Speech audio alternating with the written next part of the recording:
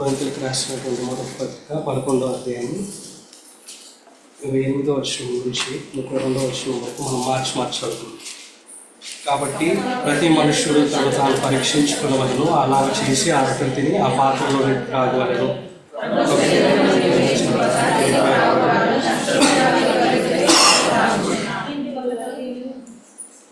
ఇందువల్లనే మీలో అనేకులు బలహీనులను రోగులనై ఉన్నారు, చాలా మంది నిద్రించున్నారు.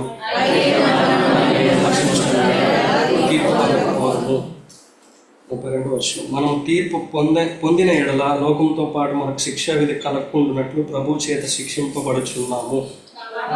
చాలు, మనము ఇక్కడ చెప్పబడినటువంటి రీతిగా కాబట్టి ప్రతి మనుష్యుడు తను తాను పరీక్షించుకునవలను. కాబట్టి మనం పరీక్షించుకోవడానికి దేవుడు సహాయం చేయనట్లు మనం చిన్న ప్రార్థన చేసుకున్నాం. కలిగిన మా ప్రియ పరలోక తండ్రి, జీవం కలిగిన మా దేవ, మహాగణుడు మహోన్నతుడు నిత్య నివాసి అయినటువంటి దేవుడు ప్రభు అన్నప్పుడు మీకే ఉన్నాను. ఇంతవరకు కూడా ప్రభు మిమ్మల్ని ఆత్మతో సత్యంతో ఆరాధించడానికి మీరు మా కృప చూపిస్తూ వచ్చినారని బట్టి మీకే ఉన్నాను. స్తుతులు స్తోత్రాలయ. తిరిగి ప్రభు నైనా మరి మీ యొక్క బలను సమీపిస్తూ ఉంటుండగా యోగ్యమైన రీతిలో ప్రభు మమ్మల్ని మేము పరీక్షించుకొని మీ బలలో పాల్పొందేటువంటి వారంగా మేము ఉండగలిగినట్లు మీరే సహాయం చేయండి. మాలో ఏమైనా తప్పులు ఉంటే వాటిని సరి చేసుకుంటూ ఆ విధంగా ఆయన పరీక్షించుకొని ముందు కొనసాగిపోయే వారంగా ఉండగలిగినట్లు మీరే సహాయం చేయండి. నిలబడుతున్నటువంటి నేను కూడా ఒట్టివాడిని, ఏమటికి యోగ్యత అర్హత లేనటువంటి వాడిని ప్రభా. మాకు కావాల్సినటువంటి మాటల్ని మీరే మాకు అందించండి. సమస్తమైనటువంటి అంధకార శక్తుల్ని మీ నామంలో బంధిస్తూ ఉంటున్నాం. మమ్మల్ని అందరినీ మీ రక్త ప్రోక్షణ కిందికి తీసుకొస్తూ ఉంటున్నాం. మీరే కృప చూపిస్తామని, ముందున్నటువంటి సమయాన్ని దీవెనకరంగా ఆశీర్వాదకరంగా మేలుకరంగా చేయమని యేసుక్రీస్తు వారి శ్రేష్టమైన ఘనమైన నామంలో ప్రార్థించి స్తుతించి వేడుకుంటున్నాం తండ్రి, ఆమేన్.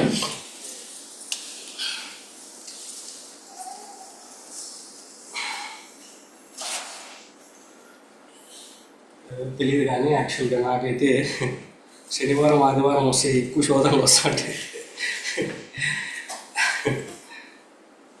యాక్చువల్గా నిన్న కూడా I was prepared to come, అంటే చర్చికి రావాలని అనుకున్నాము. కానీ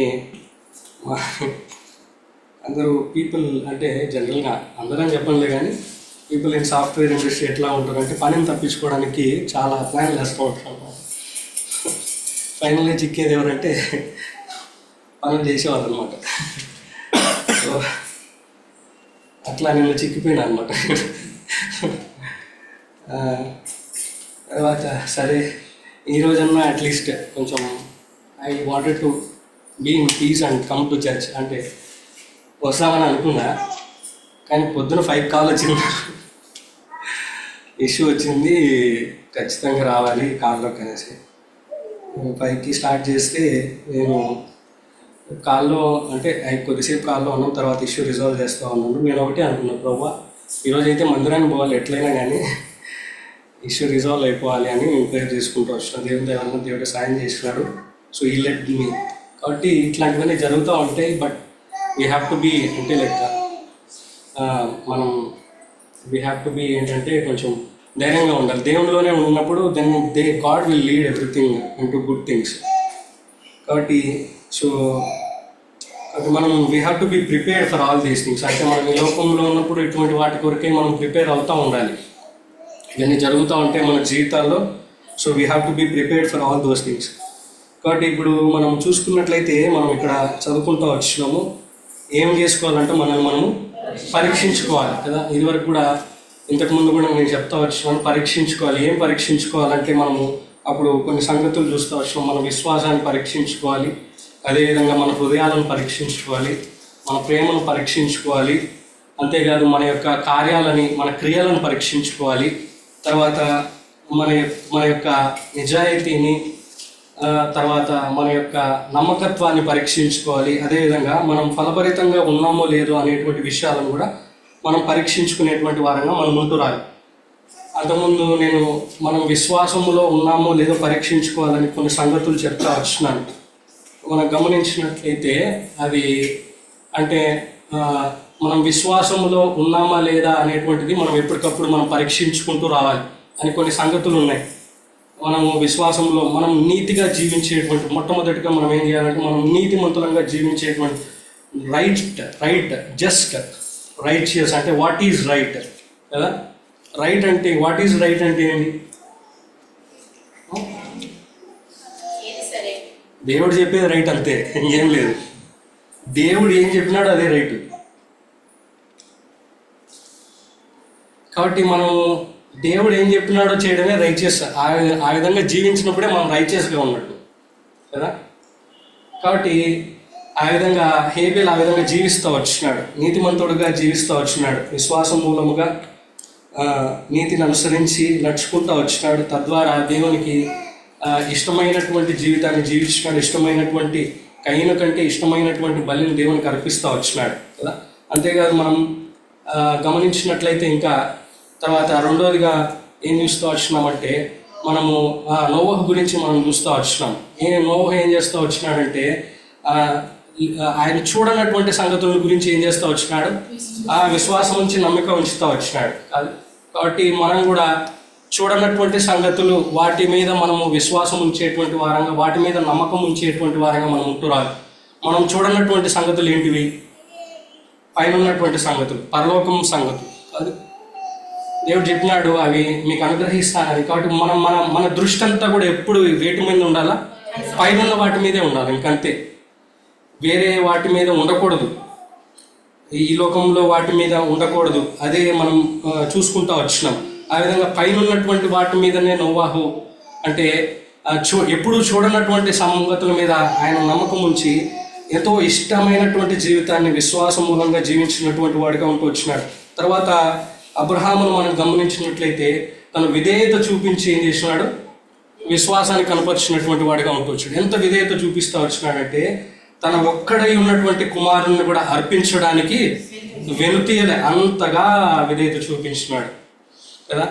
అప్పుడు ఏమని అంటా వచ్చినాడంటే ఇప్పుడు నాకు తెలుసు, ఏమని తెలుసు, నువ్వు నిజముగా దేవునికి భయపడవాడవని నాకు తెలిసింది, ఇప్పుడు తెలిసింది.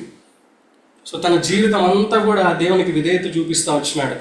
నీ ఉన్నటువంటి దేశంలోంచి, నీ ప్రజల్లోంచి, నీ యొక్క సొంత వారి నుంచి, నీ తల్లిదండ్రుల నుంచి, వారందరి నుంచి నువ్వు పక్కకు వచ్చేసి నేను చూపించేటువంటి దేశంలోనికి నువ్వు రావాలన్నప్పుడు ఆయన కట్టుబట్టలతో విధేయత చూపించి ఆయన వచ్చేసినటువంటి వాడిగా ఉంటూ వచ్చినాడు. తద్వారా తన జీవితంలో విశ్వాసాన్ని కనపరుస్తూ వచ్చినాడు. కాబట్టి మనం కూడా మన జీవితాల్లో విశ్వాసములో ఉన్నామా లేదా అనేటువంటి మనం పరీక్షించుకోవాలంటే మనం ఈ సంగతులన్నీ పరీక్షించుకునేటువంటి వారంగా మనం ఉంటున్నాం. మనం విధేయత కలిగి జీవిస్తూ ఉంటున్నామా? మనం పైన ఉన్నటువంటి వాటిని వెతుకుతూ ఉంటున్నామా? నీతిమంతులంగా జీవిస్తూ ఉంటున్నామా కదా.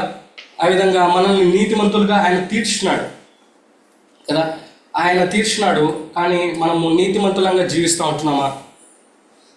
కాబట్టి నీతిమంతుడు ఎట్లా జీవిస్తాడంట?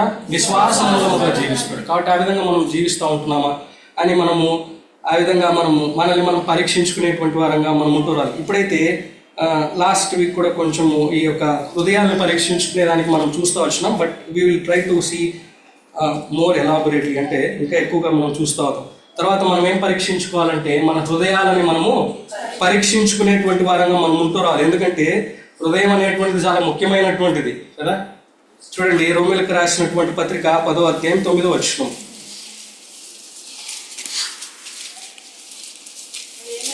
అదేమనగా యేసు ప్రభువుని నీ నోటితో ఒప్పుకొని దేవుడు మృతుల్లో నుండి ఆయనను లేపెనని నీ హృదయమందు విశ్వసించిన ఎడల అది రక్షణకు బేస్ ఏంది? యేసు ప్రభువుని నీ నోటితో ఒప్పుకున్నాం, మొట్టమొదటిది అది. తర్వాత ఇంకేం చేయాలంట? దేవుడు మృతుల్లో నుండి ఆయనను లేపనని ఎక్కడ విశ్వసించాలంట? అది. కాబట్టి మన రక్షణకు బేసే హృదయం. మనం హృదయంలో విశ్వసించకపోతే మనము యేసుక్రీస్తు ప్రభువారు నా కొరకే ఈ లోకానికి వచ్చి కదా, ఇక్కడ ఏమని చెప్పబడింది? ఆయన మృతుల్లో నుండి ఆయన లేపనని మన హృదయాల్లో.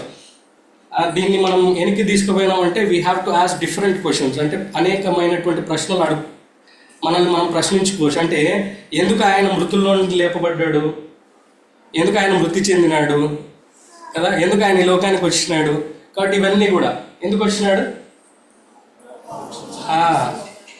కాబట్టి ఇవన్నీ కూడా మనం ప్రశ్నించుకున్నట్లయితే, కాబట్టి హృదయం అనేటువంటిది చాలా important aspect in our lifes. కదా. కాబట్టి హృదయమందు విశ్వసించినప్పుడే మనము రక్షించబడతా వచ్చినాం. కాబట్టి మన హృదయాలని మనము ఆ యొక్క పవిత్రంగా పరిశుద్ధంగా ఉంచుకునేటువంటి బాధ్యత, అంతేకాదు మనల్ని మనం పరీక్షించుకునేటువంటి వారంగా మనం ఉంటూ రావాలి. అందుకే కీర్తనాకారుడు అంటాడు చూడండి, దావీదు కీర్తనలు 26వ అధ్యాయం 2వ వచనం, 26వ అధ్యాయం 2వ వచనం,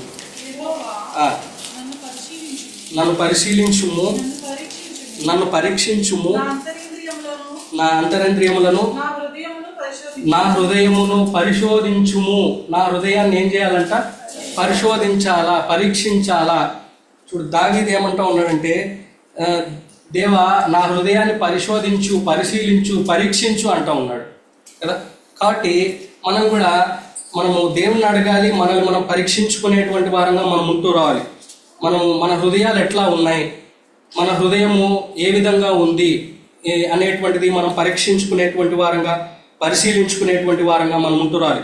చూడండి, అంతేకాదు సామెతలు 4వ అధ్యాయము 23వ వచనం, సామెతలు 4వ అధ్యాయం 23వ వచనం,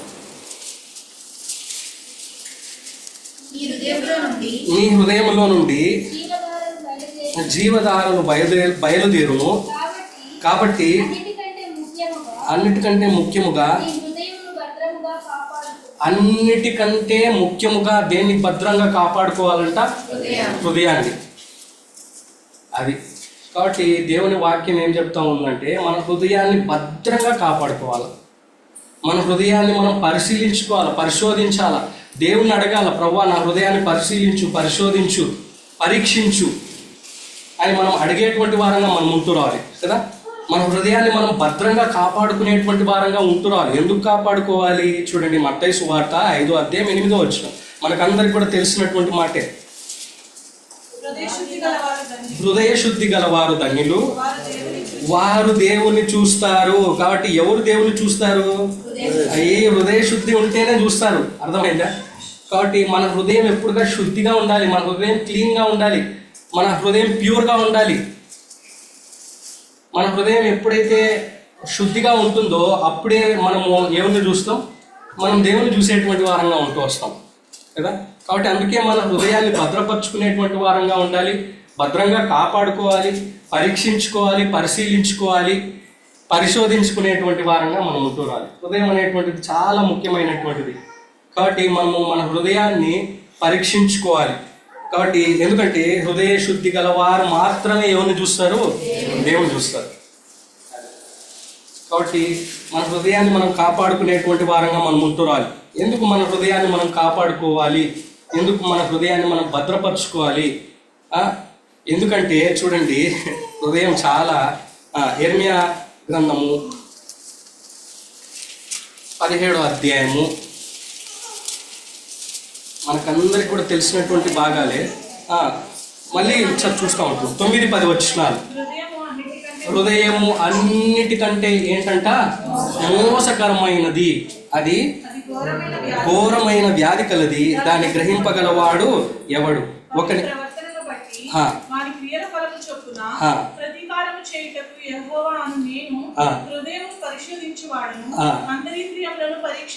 అది ఇక్కడ కూడా అదే మాట చెప్తా ఉంటున్నాడు. దేవుడు ఏం చేస్తాడంట? మన హృదయాలను ఏం చేస్తాడంట? పరిశోధిస్తాడు, అంతరింద్రియములను పరీక్షించేటువంటి వాడిగా ఉంటూ వస్తుంటున్నాడు. కాబట్టి ఇక్కడ మనం ఎందుకు మన హృదయంని కాపాడుకోవాలి, భద్రపరచుకోవాలి, ఎందుకు పరీక్షించుకోవాలి అంటే, మొట్టమొదటిగా ఏంటి? హృదయం అన్నిటికంటే అది చాలా, it's a very deceitful thing, చాలా మోసకరమైనటువంటిది మన హృదయం. కాబట్టి we have to be very cautious. మనం చాలా జాగ్రత్తగా ఉండాలి, చాలా భద్రంగా ఉండాలి. దాన్ని కాపాడుకునేటువంటి విషయంలో, దాన్ని భద్రపరచుకునేటువంటి విషయంలో we have to be extra cautious. అంటే మనము అనేక రకాలుగా ఇంకా ఎక్కువగా మనము భద్రపరచుకునేటువంటి వారంగా, లేకపోతే జాగ్రత్త కలిగి ఉండేటువంటి వారంగా మనం ఉంటున్నాం.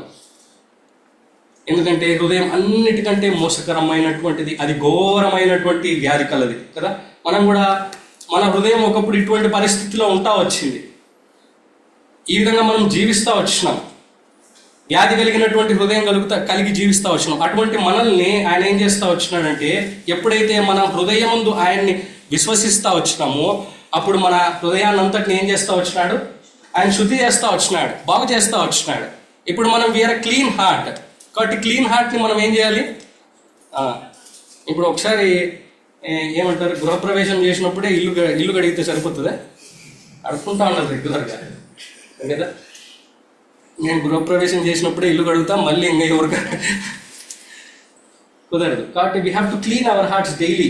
ప్రతిదినం కూడా మనం పరిశుద్ధపరచుకునేటువంటి వారంగా ఉంటురాలి, పవిత్రపరచుకునేటువంటి వారంగా మనం ఉంటురాలి.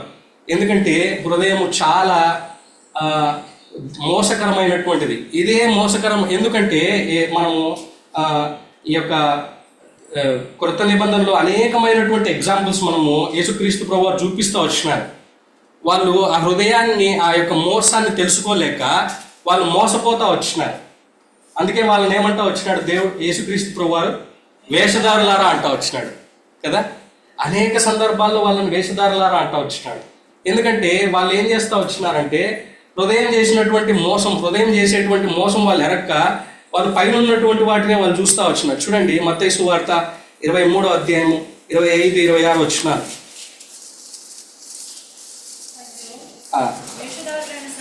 వేషధారులైన శాస్త్రులారా, పరిసయ్యులారా,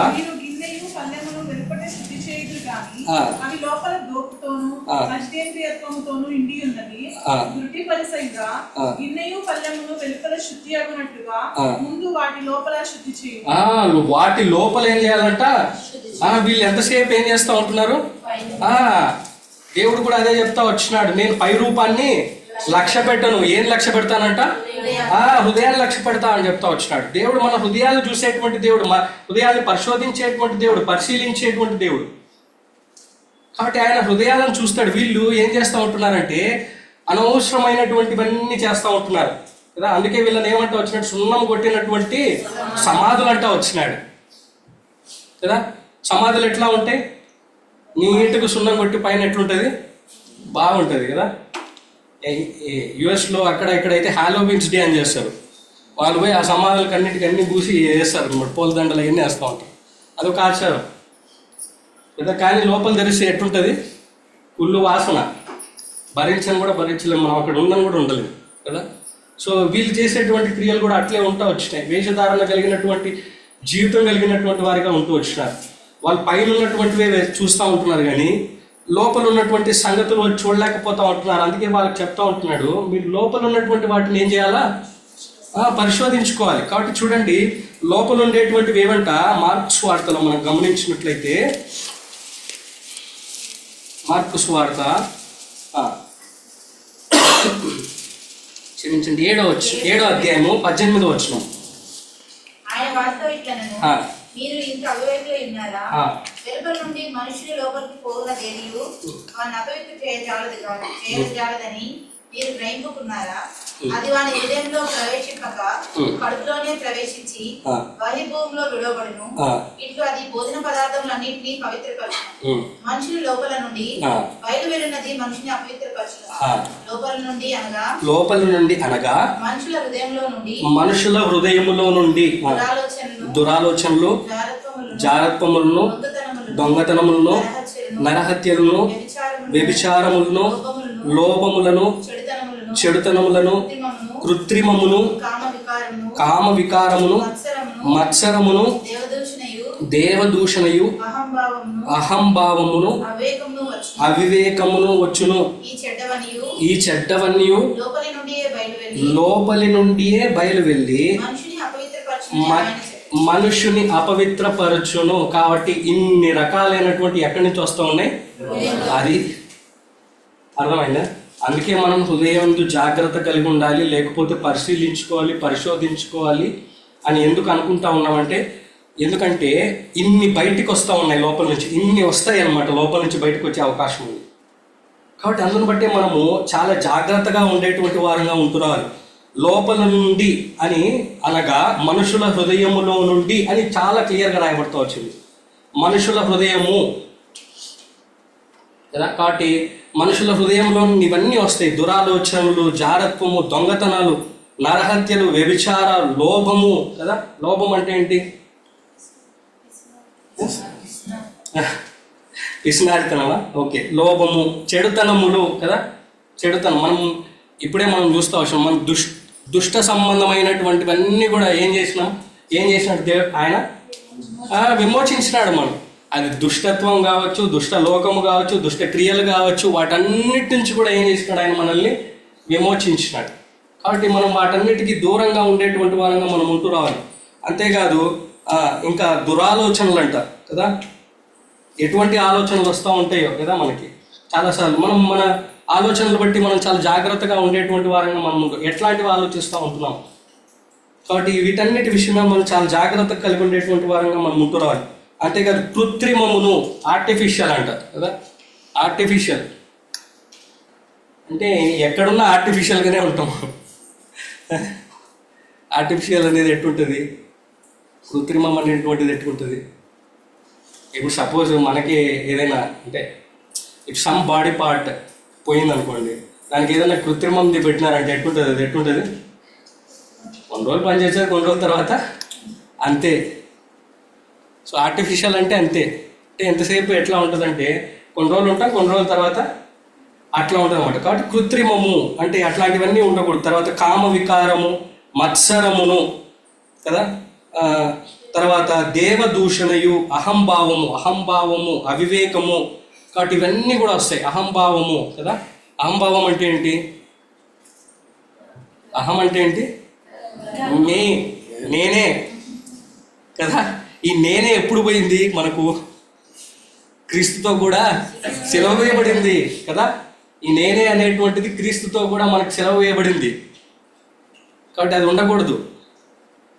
అహంభావము అనేటువంటిది ఇట్ విల్ ఈట్ అప్, మనల్ని నమిలేస్తుంది, తినేస్తుంది మన లోపల నుంచి అది కదా. ఈ నేనే అనేటువంటిది పోవాలా కదా. తర్వాత ఇంకా ఏంటంటే ఇంకా ఏంటి? అవివేకం కదా, బుద్ధిహీనత్వం, అవివేకం, ఇవన్నీ కూడా ఎక్కడి నుంచి వస్తాయంట? హృదయంలో నుంచే వస్తాయి. కాబట్టి అందుని బట్టి మనము చాలా జాగ్రత్త కలిగి ఉండేటువంటి వారంగా మనం ఉంటున్నాలి. మన హృదయాన్ని మనం ఎప్పటికప్పుడు పరిశోధించుకోవాలి. దేవుణ్ణి అడగాలి, నువ్వు నా హృదయాన్ని పరీక్షించు.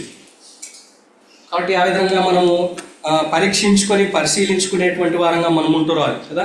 అంతేగా చూడండి,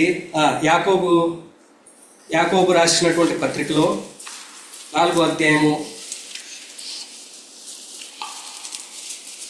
8వ వచనం, దేవుని యొద్దకు రండి, మీ యొద్దకు వచ్చును, పాపులారా మీ చేతులను శుభ్రము చేసుకునుడి, ద్విమనస్కులారా మీ హృదయములను పరిశుద్ధపరుచుకునుడి. వీళ్ళు ఎవరంట? ద్విమనస్కులు కదా. అంటే 2 హార్టెడ్, అది 2 హార్ట్స్ ఉంటాయి అన్నమాట వీళ్ళకి. ఒకటేమో బయట తిరుగుతుంటుంది, ఒకటేమో చర్చిలో ఉంటుంది కదా. సో మనం అందుకే ఏంటంటే ఇవన్నీ మనం పరీక్షించుకునేటువంటి వారంగా మనం ఉంటురాలి. అంటే ఎట్లా ఉన్నాము, సో ఇవన్నీ అవి చెప్తా వచ్చినాడు కదా. కాబట్టి మనల్ని మనము పరిశుద్ధపరచుకోవాలి, పవిత్రపరచుకోవాలి, మన హృదయాన్ని జాగ్రత్తగా పెట్టుకునేటువంటి వారంగా మనం ఉంటురాలి. మనం ఒకవేళ అటువంటి ద్విమనస్వత్వం కలిగి ఉన్నామేమో, ద్వంద్వ జీవితం జీవిస్తూ ఉంటున్నామేమో కదా. కాబట్టి మనల్ని మనం భద్రపరుచుకునేటువంటి వారంగా మనం ఉంటున్నాం. అందుకొరకే మన ముందు ఈ యొక్క ప్రభు బల్ల ఉంచబడింది. మనం ఇప్పటికైనా ఆ విధంగా మనల్ని మనం సరి చేసుకుని జీవించలాగున దేవుడు మనకి ఎప్పటికప్పుడు ఆ యొక్క అవకాశాలను దయచేస్తూ ఉంటున్నాడు. కాబట్టి మనం ఆ అవకాశాలను సద్వినియోగం చేసుకోవాలి. బికాస్ నాకు తెలిసి we don't have much time, నేను అనుకోవడం. బికాస్ ఇప్పుడున్నటువంటి పరిస్థితులను బట్టి మనం చూసుకున్నట్లయితే we don't have much time left. దేవుని రాక చాలా సమీపంగా ఉంది. కాబట్టి మనం ఇప్పటికిప్పుడే మనము రెడీగా ఉండాలి. Be ready, we have to be ready.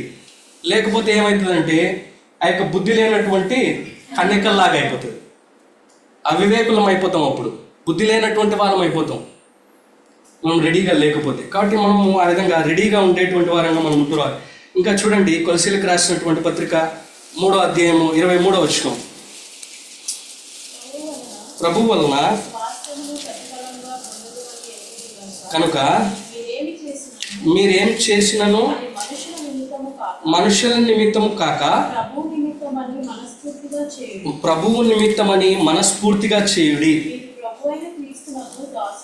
మీరు ప్రభు అయిన క్రీస్తునకు దాసులై ఉన్నారు. మనం ఎవరికి దాసులంగా ఉన్నాం? క్రీస్తునకు మనం దాసులం. కాబట్టి మనం ఏం చేసినా కానీ మనం ఎట్లా చేయాలంట? ప్రభువు నిమిత్తము మనస్ఫూర్తిగా చేయాలంట. అంటే హృదయపూర్వకంగా చేయాలి. ప్రభువు నిమిత్తము కదా. ఎవరి నిమిత్తం చేయకూడదు? మనుషుల నిమిత్తం కదా. కాబట్టి మనం ఎవరికో చూపించుకోవాలని మనం చేయాల్సినటువంటి అవసరం లే. కాబట్టి మనము ప్రభు నిమిత్తం మనం చేసేటువంటి వారంగా మనం ఉంటురాలి.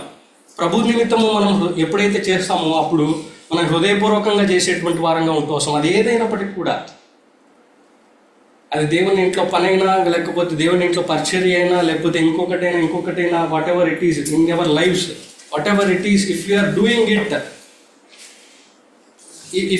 It for God, if you are doing it for Lord, then we are doing it by our heart. అర్థమైందా? కాబట్టి మనం దేవుని కోసం ఎప్పుడైతే మనం పనిచేస్తూ ఉన్నామో, లేకపోతే దేవుని కోసం, దేవుని నిమిత్తం మనం ఎప్పుడైతే మనము అవి చేస్తూ ఉంటున్నామో అప్పుడే మనము మనస్ఫూర్తిగా లేకపోతే హృదయపూర్వకంగా చేసినట్లు. కాబట్టి మనుషులు ఈరోజు ఉంటారు, రేపు ఉండరు. కాబట్టి వాళ్ళు ఎవరో చూస్తున్నారు, లేకపోతే ఇంకొకరు ఎవరో పట్టించుకుంటున్నారు, లేకపోతే అది చేస్తున్నారు ఇది చేస్తున్నారని మనం చేయాల్సినటువంటి అవసరం లేదు. We have to be very careful. అదే ద్వంద్వ జీవితం అంటే, లేకపోతే విమనస్కులు అంటే. ఏదో మనుషులు ఉన్నప్పుడు ఒక రకంగా ఉంటాం, మనుషులు లేనప్పుడు ఇంకొక రకంగా ఉంటాం. కాబట్టి మనము ఇవన్నీ కూడా మనం పరీక్షించుకునేటువంటి వారంగా, పరిశోధించుకునేటువంటి వారంగా మనం ఉంటురాలి. తర్వాత ఇంకా ఏంటంట చూడండి, మనము మొట్టమొదటిగా మనం హృదయం ఎట్లాంటిది? మోసకరమైనటువంటిది. ఎందుకు? ఘోరమైన వ్యాధి కలది. ఎందుకంటే హృదయంలోంచి ఏమొస్తూ ఉన్నాయి? అనేక రకాలమైనటువంటి అపవిత్రమైనటువంటివన్నీ కూడా లోపల నుంచే వస్తూ ఉన్నాడు. కాబట్టి మనం we have to be very careful. వాటి విషయమే మనం చాలా జాగ్రత్త కలిగి ఉండేటువంటి వారంగా మనం ఉంటురాలి. ఇంకా అదేవిధంగా ఇంకా ఎటువంటి హృదయాలు ఉన్నాయంటే చూడండి, హెబ్రీయులకు రాసినటువంటి పత్రిక 3:8 ఇక్కడ ఇశ్రాయేలీయులకు ఒక హృదయం కలిగింది.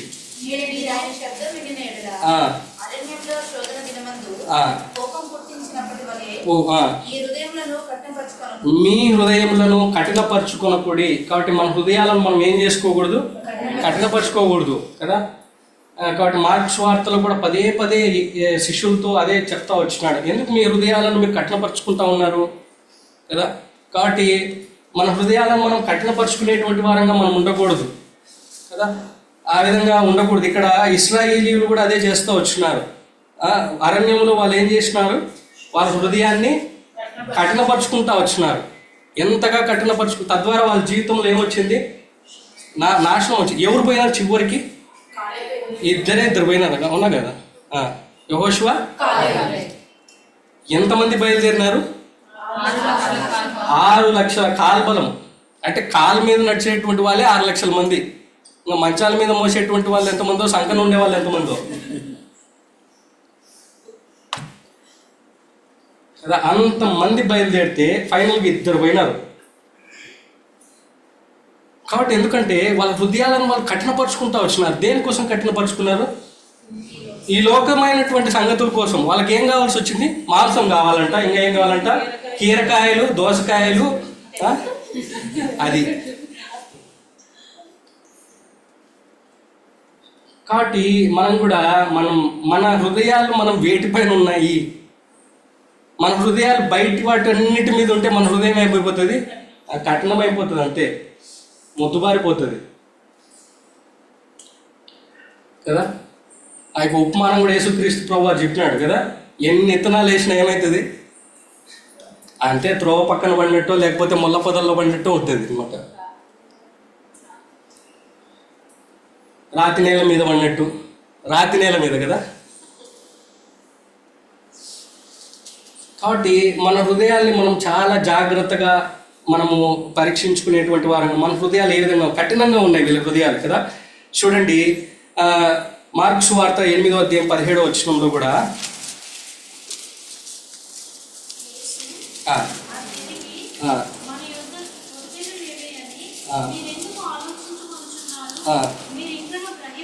గ్రహింపలేదా? ఆ, చూడు వీళ్ళు ఎంతసేపు ఏం చేస్తూ ఉంటున్నారు ఇంకా అదే రొట్టెల కోసమే, రొట్టెలు చేపలే కదా. అప్పటికే ఆయన అద్భుత కార్యం చేసినాడు, చాలా మందికి ఆ యొక్క రొట్టెల్ని పంచిపెట్టినాడు. అయినప్పటికీ కూడా వాళ్ళ హృదయాలు ఇంకా ఆలోచిస్తూ ఉంటున్నారు అనమాట. ఇంకా ఎక్కడి నుంచి తీసుకొస్తాం, ఎటు నుంచి తీసుకొస్తామని ఆలోచిస్తూ ఉంటున్నారు. అందుకే వాళ్ళని అంటూ ఉన్నాడు, మీరు ఎందుకు ఇంకా హృదయాన్ని కఠినపరుచుకుంటూ ఉంటున్నారు అని చెప్తా ఉంటున్నాడు అనమాట. కాబట్టి ఆ విధంగా మన హృదయాన్ని మనము కఠినపరుచుకునేటువంటి అనవసరమైనటువంటి వాటి కొరకు మనం ప్రాకులాడితే మన హృదయం ఏమైపోతుందంటే కఠినమయ్యేటువంటిదిగా ఉంటుంది.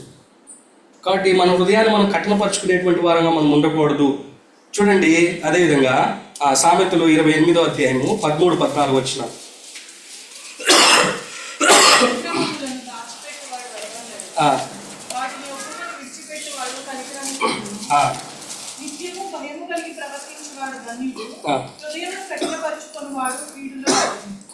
హృదయం కఠినపరుచుకుని వాడు ఏమవుతాడంట, కీడులో పడతాడు కదా.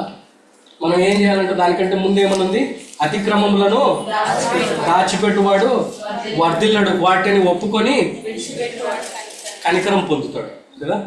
కాబట్టి మనం ఎప్పుడైతే మన జీవితంలో మనలో ఉన్నటువంటిది ఏదైనా అతిక్రమం కానీ లేదంటే ఏదైనా తప్పు కానీ ఏదైనా ఉంటే దాన్ని ఏం చేయాలా, విడిచిపెట్టాలా, ఒప్పుకొని విడిచిపెట్టాలా. అటువంటి హృదయం కలిగి ఉండాలా. అటువంటి హృదయం కలిగి ఉండకపోతే మన హృదయం ఎట్లా అయిపోతుంది, కఠినమైపోతుంది. దానివల్ల మన జీవితంలో ఏమొస్తుంది, కీడు, నష్టము, కీడు. కాబట్టి అందుకే మనము ఏదైనా మన జీవితాల్లో ఉన్నట్లయితే మనం ఒప్పుకునేటువంటి వారంగా మనం ఉంటురాలి కదా. సౌలుకు దావీదుకు తేడా అదే. దావీదు వెంటనే ఒప్పుకుంటా వచ్చినాడు, తను గ్రహించగలుగుతా వచ్చినాడు. తను చేసిన తప్పు, నేను చేసిన తప్పు, అవును ప్రభా నేను చేసిన తప్పు చేసేసిన, నన్ను క్షమించు. వాటిని ఒప్పుకున్నాడు, విడిచిపెట్టినాడు కదా. మనం అనేకసార్లు ఒప్పుకుంటాం కానీ ఏం చేయము. అది second part is also very important part. ఒప్పుకున్నాము కానీ మనం విడిచిపెట్టాలి. కాబట్టి మనం విడిచిపెట్టేటువంటి వారంగా మనం ఉంటూ రావాలి. కాబట్టి ఆ విధంగా మనం విడిచిపెట్టకపోతే మన జీవితాల్లో ఏమవుతుందంటే మన హృదయం కాఠిన్యమైపోతుంది కదా, కఠినమైపోతుంది. తద్వారా మన జీవితాల కీడు వస్తుంది, నష్టం వస్తుంది, నాశనం అయిపోతాయి మన జీవితాలు. సౌలు జీవితం ఎంత నాశనం అయిపోయిందంటే అంతగా నాశనం అయిపోయింది. తన కత్తి మీద తనేబడి అది. అయితే దావీదు ఏమైనాడు, దేవునికి హృదయానుసారుడు, అది నా హృదయాన్ని ఎరిగినటువంటి వాడు దావీదు అంటా వచ్చినాడు దేవుడు కదా. హృదయానుసారుడు అయితే వచ్చినాడు. ఎందుకంటే తను ఏదైతే తప్పని తెలుసుకున్నాడో ఇమ్మీడియట్గా విడిచిపెడతా వచ్చినాడు. కఠినపరచుకోలే హృదయాన్ని, మొండి చేసుకోలే, నేను ఒప్పుకునేదే లేదు కదా, అట్లా చేసుకోలే. కాబట్టి ఎప్పుడైతే తను గ్రహిస్తూ వచ్చినాడో ఇమ్మీడియట్గా ఒప్పుకుంటా వచ్చినాడు. కాబట్టి మనం కూడా ఆ విధంగా మనం ఉండేటువంటి వారంగా మనం ఉంటురాలి. తర్వాత చూడండి ఈ యొక్క హృదయ కాఠిన్యత్వాన్ని ఏది చీలుస్తుందంటే చూడండి హెబ్రీయులకు రాసినటువంటి పత్రిక 4వ అధ్యాయం 12వ వచనం.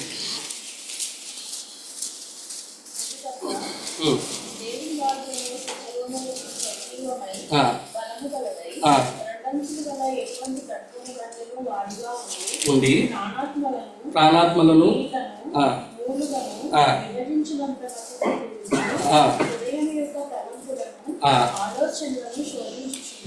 కాబట్టి మనము ఈ యొక్క హృదయం యొక్క తలంపులు ఆలోచనల నుంచి ఈ శోధనల నుంచి వాటన్నిటి నుంచి మనం బయటపడాలంటే మనం ఏం చేయాలా, దేవుని యొక్క రెండంచులు కలిగినటువంటి ఆ యొక్క వాక్యము మన జీవితాల్లో మనం కలిగి ఉండేటువంటి వారంగా మనం ఉంటున్నాం కదా. కాబట్టి మన హృదయాల్లో ఎప్పుడైతే వాక్యం ఉంటుందో అప్పుడు మనం ఏం చేయగలుగుతాం, మన హృదయాలు సాఫ్ట్గా ఉంటుంది, ప్యూర్గా ఉంటుంది, కఠినంగా ఉండదు. ఎందుకంటే అది ఏం చేస్తుందంటే కట్ చేసేటువంటిదిగా ఉంటూ వస్తుంది కదా, వాడిగా ఉందంట అది. కాబట్టి ఇట్ విల్ కట్ ఇట్. కాబట్టి దేవుని యొక్క వాక్యాన్ని మనం ఎప్పుడు ఆశ్రయించేటువంటి వారంగా ఉంటురాలి. దేవుని యొక్క వాక్యాన్ని మన హృదయాల్లో ఎప్పుడు భద్రపరుచుకునేటువంటి వారంగా మనం ఉంటురాలి. దేవుని యొక్క వాక్యాన్ని ఎప్పుడు కూడా మనం చదివేటువంటి వారంగా మనం ఉంటురాలి. ఎన్నిసార్లు చదువుతామో అంతగా జ్ఞాపకం ఉంటుంది, అంతగా గుర్తుంచుకోగలుగుతాం, అంతగా మన హృదయంలో ముద్రించబడుతుంది కదా. మనం ఏం చేయాలంటే దేవుని యొక్క వాక్యాన్ని మన హృదయాలు ఏం చేయాలంట, ముద్రించుకోవాలా, ప్రింటెడ్. కాబట్టి మనం ఆ విధంగా ఎప్పుడైతే ముద్రించుకుంటామో అప్పుడే మనము ఆ యొక్క హృదయకు సంబంధించినటువంటి శోధనల్ని వాటన్నిటి నుంచి కూడా మనము జయించేటువంటి వారంగా మనం ఉంటూ వస్తాం, ఆలోచనల నుంచి బయటపడేటువంటి వారంగా ఉంటూ వస్తాం. యేసుక్రీస్తు ప్రభువారు లాంటి వారే దేవుని యొక్క వాక్యాన్ని ఉపయోగించుకొని ఏం చేసినాడు, ఆ శోధనల నుంచి జయించినాడు. సాతాను వచ్చినప్పుడు అదే దేవుని వాక్యాన్ని చెప్తా వచ్చినాడు కదా. ఇంకొక విషయం గమని, సాతానికి మనకంటే ఈ వాక్యం బాగా తెలుసు. హీ నోస్ మోర్ దాన్ అస్. కాబట్టి మనం ఇంకా ఎక్కువ తెలుసుకునేటువంటి వారంగా మనం ఉంటున్నారు. కాబట్టి మనము దేవుడి వాక్యాన్ని నిత్యం చదవాలా, దాన్ని భద్రపరచుకోవాలి. ఆ విధంగా మనము జీవించేటువంటి వారంగా మనం ఉంటురావాలి. ఎప్పుడైతే మనం ఆ విధంగా జీవిస్తామో అప్పుడే మన హృదయాలు భద్రంగా ఉండేటువంటివిగా ఉంటూ వస్తాయి. అంతేకాదు చూడండి, ఇంకా ఎటువంటి హృదయం మనం కలిగి ఉండాలంట. లూకా సువార్త 24:32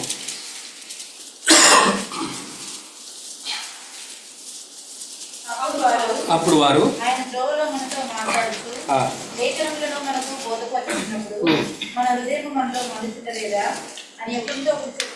అది చూడండి, దేవుని వాక్యం ఇక్కడ వాళ్ళతో ఎవరు మాట్లాడుతూ వచ్చినారు, యేసుక్రీస్తు ప్రభువారు వాళ్ళతో మాట్లాడుతూ వచ్చినాడు కదా. మాట్లాడుతూ వచ్చినప్పుడు వాళ్ళ హృదయాలు ఎట్లా ఉన్నాయంట, మండుతూ ఉన్నాయంట. కాబట్టి మన జీవితాల్లో కూడా మన హృదయాలు మండాలి అంటే ఏం చేయాలి, మనము దేవుని వాక్యం వింటూ ఉండాలి, దేవుని వాక్యాన్ని చదువుతూ ఉండాలి, దేవుని వాక్యాన్ని మనము భద్రపరచుకునేటువంటి వారంగా ఉంటురావాలి. ఎప్పుడైతే ఆ విధంగా ఉంటామో అప్పుడే మన హృదయాలు ఏమైతే మండుతాయి కదా. ఆ విధంగా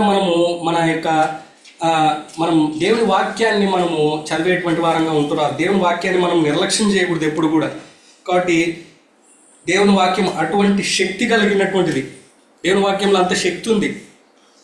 కాబట్టి మనము దేవుని వాక్యాన్ని అనుసరించి నడుచుకునేటువంటి వారంగా మనం ఉంటూ రావాలి. అంతేగా చూడండి, చివరిగా మనం ఈ మాటను చెప్పుకొని మనం ముగించు.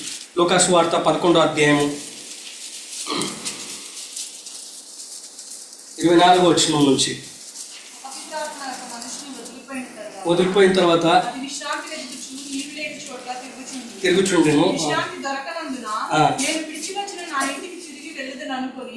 వచ్చి ఆ ఇల్లు ఊడ్చి అమర్చి చూచి వెళ్ళి తనకంటే చెడ్డవైన మరి 7 అపవిత్ర ఆత్మలను వెంటబెట్టుకొని వచ్చును. అవి అందులో ప్రవేశించి అక్కడనే కాపురం ఉండును. అందుచేత ఆ మనుషుని కడపటి స్థితి మొదటి దానికంటే చెడ్డదైపోతుంది కదా. మనం దేవుడు బాగా క్లీన్ చేసినాడు ఇదేంటి, మన హృదయాన్ని క్లీన్ చేసిన దాన్ని మనం అట్లే ఏం చేయకుండా దాన్ని ఫిలప్ చేయకుండా ఉంటే దేంతో ఫిలప్ చేయాలి, దాన్ని దేవుని వాక్యంతో ఫిలప్ చేయాలి, ప్రార్థనతో ఫిలప్ చేయాలి, సహవాసంతో ఫిలప్ చేయాలి కదా. ఇటువంటి వాటన్నిటితో మనం ఫిలప్ చేయాలి. ఫిలప్ చేయకపోతే ఏమవుతుంది, ఖాళీగా ఉందని మళ్ళీ ఒకటి 7 తినేసుకొని వస్తుంది. ఒకటి పోయింది 7 వస్తాయి, మొత్తం 8 అవుతాయి. తిరుగుతూనే ఉంటాయి మన చుట్టూ అయ్యి. కాబట్టి అందుకే we have to fill up our hearts. దేవుని విషయాల్లో, దేవుని పనుల్లో, దేవుని సహవాసంలో, దేవుని వాక్యంలో, దేవుని ప్రార్థనలో, దేవుని ప్రార్థించేటువంటి విషయంలో, వీటన్నిటి విషయంలో మన హృదయాల్ని బిజీ చేసుకునేటువంటి వారంగా మనం ఉంటురాలి కదా. వేరే వాటిల్లో బిజీ కాదు. బిజీ అంటే ఏంటంట, వేరే వాటిల్లో బిజీ అంటే బీ అండర్ సేటన్స్ యోక్ అంట కదా. మనం ఎంతసేపు బిజీ అని చెప్తూ ఉంటాం కదా. బిజీ అంటే ఆ busy, be under Satan's yoke అనే. కాబట్టి మనం ఎప్పుడు కూడా మన హృదయాలని భద్రపరుచుకునేటువంటి వారంగా మనం ఉంటురాలి. ఆ యొక్క మంట కలిగి ఉండేటువంటి వారంగా మనం ఉంటురాలి. ఆ విధంగా మనం ఉన్నప్పుడే మన జీవితాల్లో మనం దేవుని చూసేటువంటి వారంగా ఉంటాం. ఎందుకంటే హృదయ శుద్ధి గల వారు ఎవరిని చూస్తారు, దేవుని చూస్తారు. కాబట్టి ఆ విధంగా ఉండున్నట్లు దేవుడు మనకు సహాయం చేయాలి. దేవుడు వాక్యాన్ని దీవించుకుంటారు.